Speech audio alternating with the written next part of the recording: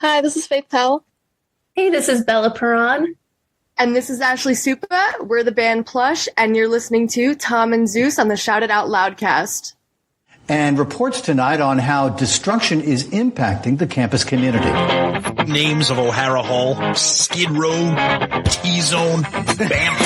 Badass motherfuckers. Soft, sit on my face.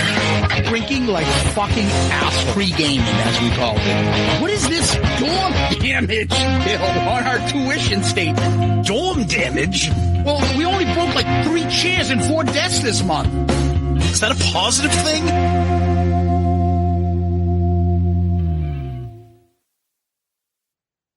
Bam! That's right. We're back with another episode of Dorm Damage, the show where anything and everything is on the table and the table gets smashed. We're at episode 66. This week, we're back to some lists. But we're going to Loudwire this time, Zeus. What's the list that we're going to tackle today? Yeah, this week's list, we're doing, of course, top 80 hard rock and metal albums of the 1980s. This list is a little older. I believe it was done in 22, I think. Yep. Okay. And we're just going to do the first 20. Yep. Starting at number 80, Tom. That's right. Starting at number 80. So once again, with these lists, at least me, haven't looked. So everything is kind of organic here as we scroll through. So this is top 80 hard rock and metal albums of the 80s. Kicking it off at number 80, Poison. Look what the cat dragged in. Oh, God. Come on. Really? 80 albums and this makes it? Yeah, well, they're going to, what is it? Bill's Beef and Bar Grill. Oh. Yeah, what's the hell? What's number one Bad Boy Jimmy's friggin' Bistro, whatever the fuck it is. Just look at this cover. Jack's Bistro.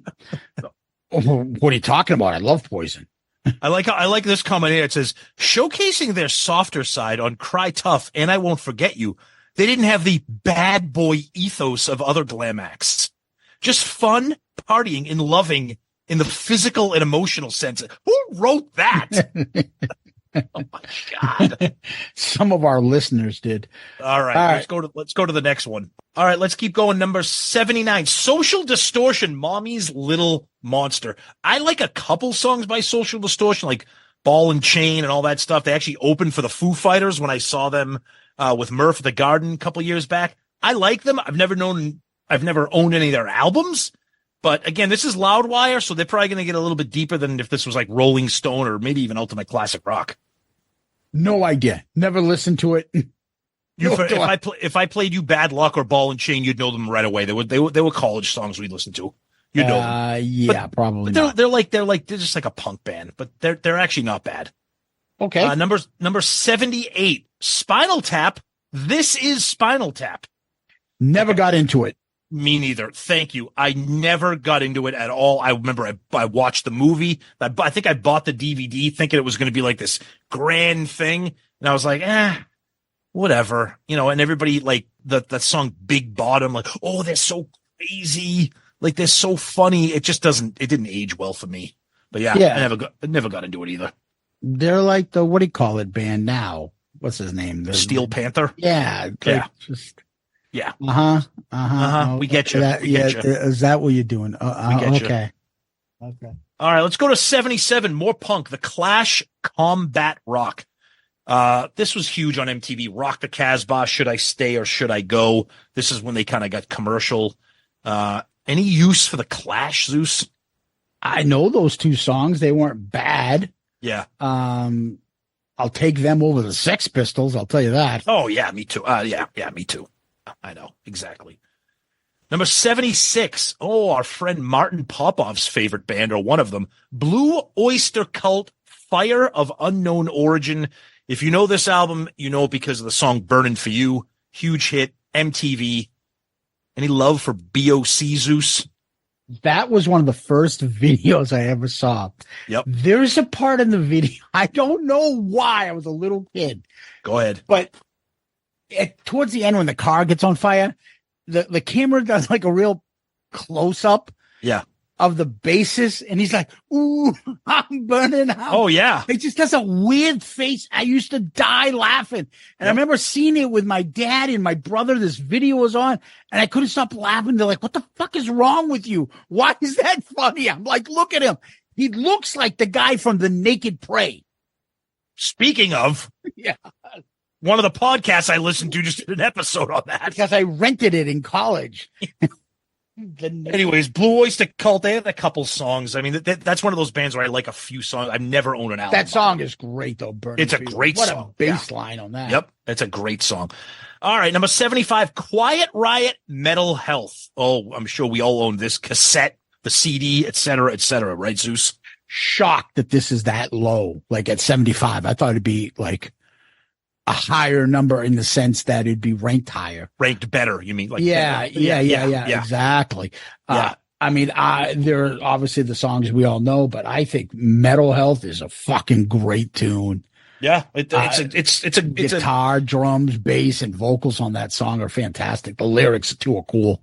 Oh yeah, I mean it's a kind of a top heavy album with the hits because some of the deeper songs are a little bit but I don't know. We won't say much because who knows? Quiet Riot might be a future ARC. We never know. Kevin Dubrow was a kind of an underrated frontman. He had a personality. I agree. He was a kind of a doofus. Well, I think that's what he had that afro. He kind of looked like Richard Simmons. Like he was like balding back. Yeah, he had like a bald afro. And he was the front man for like a huge band. Yeah, he looked silly, like Juan Epstein, a skinny Juan Epstein. Like singing, but he had fucking character. He was a good frontman, a good voice, and his voice was insane. Oh yeah, it was great. He was great. 74, Red Hot Chili Peppers, Mother's Milk. Okay, I'm a huge fan of the Red Hot Chili Peppers. I am not a huge fan of this album because this is 89. This is not the Chili Peppers I got into. So they had Knock Me Down, and they had a huge hit with the Stevie Wonder cover of Higher Ground, but not a big fan of this album. And I do like the Chili Peppers, Zeus. Yeah, I like Higher Ground, but Knock Me Down, I don't know anything else from the album. If you see me, knock me down. I didn't own this album, so no, me neither. It's not good. Oh, how is this this low? Yeah. 73, Rat, Out of the Cellar. I love how you say it's this low, and I said the last one was, how is this that high? Well, I meant low. We're both on the same page. I know. That's what we mean. And we both could be right saying that. But Rat Out of the Cellar should probably be top 20 at least. Well, but this is Loudwire, so they're probably, penalizing them for being hair metal, whatever, Yeah, I mean, come on. Yeah. How this has not been an ARC? Fucking Patreon people are fucking ridiculous. Well, they had opportunities a couple times. What the fuck is wrong with you, Patreon people? So we won't spoil anything because the June episode has yet to drop, but that's a conversation we could talk about when we record June's episode. Yes, I agree. 72, here's another band that blows that people love for some reason. Ministry, the Land of Rape and Honey. What a nice title. Yet never really got into the industrial shit. I liked a little bit of Nine Inch Nails. But I know Ministry were a huge, like, alternative Lollapalooza type band. Never, ever got into Ministry, Zeus. Yeah, I had that one song, A New World Order. Yeah. A New World Order. Yep. It'd be George Bush in the head fucking walking around. Yep. Yeah, not great. 71, more punk. Of course, Loudwire loves their punk. The Ramones, End of the Century, 1980. Just never got into punk, and I never got into the Ramones. I understand their influence. I respect them. Just not my cup of tea, Zeus. Yeah, I'm okay with rock and roll high school. Yeah. It's not great. All right, here's one. 70. Oh, Zeus is not happy with this ranking. Scorpions, Love at First Sting. Here's another band. We haven't done anything by Scorpions on ARC. We are Scorpions. It's because they suck. I'm sorry. Oh, speaking of bad receding hairline afros, I know a little German, and he's right over there. Klaus and that fucking hairdo. Oh my God. Yeah, let me be clear. I don't hate the Scorpions. I'm just not a fan of Klaus's voice. But musically, the guitar players that they've had in that band, they're They rip musically. I just wish they had a different vocalist.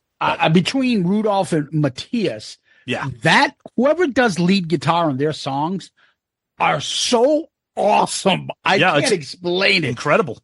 Think about what it was like when fucking Rock You Like a Hurricane came out. That was like the heaviest thing you would see on fucking MTV. And that video and with the cage. Oh my God. It was was just insane. And then Big City Nights with these fucking Europeans and these thongs. First time I saw thongs in like a video or something. And it was just so, of course they had Bad Boys running. Bad Boys running wild. No, it's not just Bad Boys running. It's Bad Boys running wild. All they need to do is put Running Wild in the streets and there would be fucking trifecta. Settle down, Bon Jovi. Yeah, this is a great album. Scorpions are a fucking great band. Another one, fucking thanks a lot, Patreon. I like how we keep yelling at Patreon when me and you could have picked Scorpions and Rat. I don't want to waste it. I want them to pick something. You picked Detonator for a Rat album, so I know. All right, 69. Oh, here we go, Zeus. Here's one of your favorite bands. Napalm Death Scum. Not my cup of tea. I'm not into this. Nothing about this. Don't want to know. I'm all set. Yeah, I know who they are, but that's not my cup of tea. This is fucking definitely like a Nige band, isn't it? Oh, of course it is. He's gonna love. He's gonna be like, what do you have to listen to Napalm Death's third album. They did a live album from Uruguay. It's amazing. No, they got the bassist from Warrant to add in a couple tracks. He was a guest player on that song. When they brought in the drummer from King Diamond, their sound really took off. Like, no. King Diamond. No. All right, here's another terrible band. Number 68, the self-titled Danzig. Oh, this guy's terrible. That song Mother is just awful. Big Hulkamania Glenn Danzig. Oh. 5'2" of them. All I know is he's a big goof. Yeah. Big bozo. Just stupid. I don't get into this shit. Nope. Fucking terrible. Oh, here's another one that might be a little ranked inappropriately here for us, or for you at least, Zeus. 67, self-titled debut from Skid Row. Yeah, I mean, what more needs to be said? I'm not even a huge Skid Row fan, and even I acknowledge that this album is fucking amazing. Yeah, I love it. We had the boys on not too long ago. This album kicks ass. I love how like Bach plays all the songs from his Skid Row days all the time and acts like he doesn't need them. He's another one of those Ace kind of fucking things. Yep. But, I know he did a great job on them, but the songs are already crafted before he even came to the band. Yeah. So, I mean, the talent of Rachel and fucking Snake and them and Scotty and just phenomenal. Great band. Yeah, I agree. Yeah. 66 is another good one. Twisted Sister, Stay Hungry. We haven't done these guys on ARC yet either, but we did have D. Snyder on. This is an album, and I won't say too much in case we ever get to it. I think this album gets kind of mocked per se with some people because of the "We're Not Going to Take It, I Want to Rock" songs in videos. This album has some awesome shit on it, like really awesome shit on it. "I Want to Rock" is a great tune. I just gotta say that I like that song. No, it's good, but like "Burn in Hell," that's a great hard rock song. All right. Here's another band that I don't think either. I know I didn't get into, and I'm sure you didn't either. Nope. Number 65, Motorhead, Iron Fist. Dude, the friggin' erections that people have for Lemmy in this band is off the hook. I'd rather get an Iron Fist shoved up my ass than have to do a fucking Motorhead ARC episode. What are you talking about? They have Fast Eddie Clark and Phil Filthy Taylor. The only songs I like by them are the two wrestling songs they did for Triple H. What was that? Ace of Spades and fucking... No, The King of Kings and Time to Play the Game. Terrible. Just not good. Not good. Well, here's another band that you love too. Look at this shit. First of all, the album cover is fantastic. Number 64, Death. with their Leprosy album. Now, Leprosy.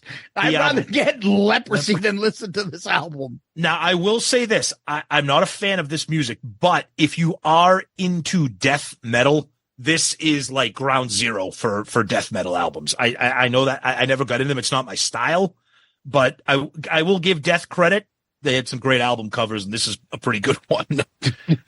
First of all, they have songs called "Born Dead," "Pull the Plug," and "Open Casket." Like, this is what happens when you say, "Hey, AI, give me a make-believe death band in the 80s."